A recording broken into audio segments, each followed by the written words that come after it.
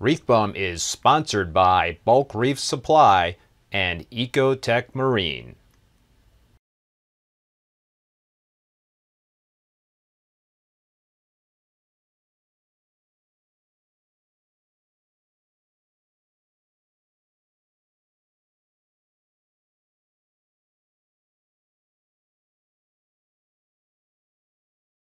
So it very manageable. A lot of people just manage it. You get velvet, that's a whole different ball game in your DT. Very difficult disease to manage in your display tank. And if you do proper QT, is that pretty much a you can't say it's bulletproof, but is it going to really increase your odds that you're not going to introduce velvet if you're doing the QT protocol that you talk about?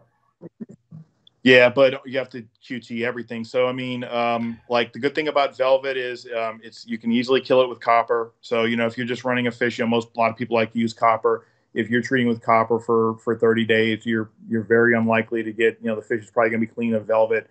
But then I stress, if you want to keep velvet out, you have to quarantine everything, because just like ick, velvet the free swimmers. I'm sorry, the protomonts can drop off and can insist on hard surfaces just like it can, and you can actually introduce velvet into your DT with unquarantined snails. Holy corals. crap! Really?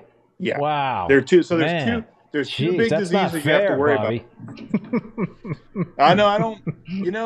I kind of feel like all I do is give people bad news sometimes, but I'm like, look, I don't make the rules. I just read this stuff, these peer-reviewed articles, and they tell me how it works, and I just try to extrapolate from that and share the information that I learned. Dude, the whole thing about snails is really bumming me out, because now I'm like, you got me really very nervous about adding any more snails to my systems, because geez. Go to Inverted Reef. They sell Inverted Reef. Okay.